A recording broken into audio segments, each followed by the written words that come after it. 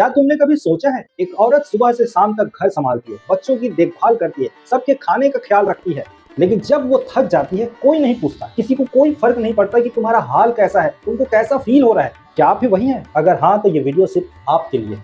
मैं यहाँ पर घर की उन औरतों से पूछता हूँ, क्या आपने कभी सोचा है जब आपको कोई पूछे आप क्या करती हैं, तो आप बस इतना कहती हैं कि मैं घर संभालती हूँ। बस इतना कहना काफी है? किसी के जीवन की नींव को संभालना बस होता है? इस वीडियो में हम बात करेंगे आपकी छिपी हुई शक्ति की, आपके त्याग के पीछे की दिव्यता की, और कैसे सनातन और साइकोलॉजी का महान योगदान है जो इस तथ्य को पहचानते हैं।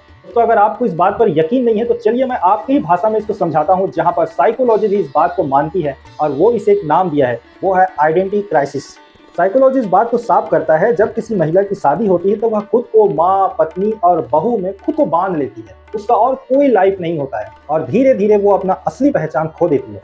साइकोलॉजी की रिसर्च में पाया गया है कि 74% homemakers feel undervalued, 63% value feel guilty for taking time themselves, और ये मानसिक थकावट एक दिन डिप्रेशन का रूप ले लेती है। और दोस्तों, अगर आप साइकोलॉजी को नहीं मानते हैं तो चलिए मैं आपको सनातन धर्म की ओर लेकर चलता हूँ, जहाँ पर स्त्री के सम्मान के बारे में बड़ी बात कही गई है। सनातन धर्म में स्पष्ट कहा गया है, यत्र नार्यस्तु पूज्यन्ते रमते तत्र देवता।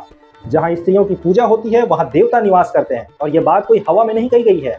सनातन ने यह स्पष्ट किया है कि दुर्गा शक्ति का रूप होती है, लक्ष्मी समृद्धि का रूप होती है और सरस्वती ज्ञान का रूप है। ये तीनों चीजें आपको आपके घर में मिली हुई है, एक पत्नी के रूप में, एक बहू के रूप में, एक माँ के रूप में। और जब तीनों एक साथ आपको मिल रही है तो इसे त्रिदेवी कहा जाता है, और ये वही त्रिदेवी है जिसे आप आज नजरअंदाज कर रहे हैं।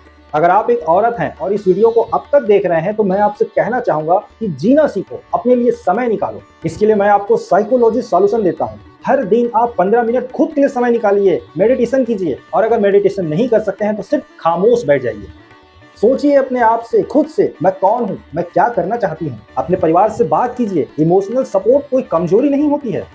मैं आपको याद दिला देता हूँ, कई बार आपको ऐसा फील होता होगा कि मैं सब कुछ अच्छा करती हूँ, सबका ख्याल रखती हूँ, सबका देखभाल करती हूँ, मैं बहुत अच्छी हूँ, लेकिन फिर भी मेरे साथ अच्छा क्यों नहीं होता है?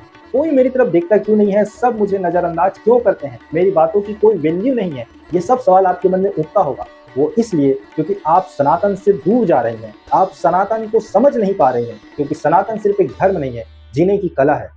और जब आप इस कला को सीख जाएंगे आपको सम्मान मिलेगा। अगर ये बात दिल को लगी तो वीडियो को लाइक कीजिए, चैनल में फर्स्ट टाइम आए हैं तो सब्सक्राइब कीजिए, क्योंकि हम इस चैनल के माध्यम से आपको जीने की कला सिखाने वाले हैं।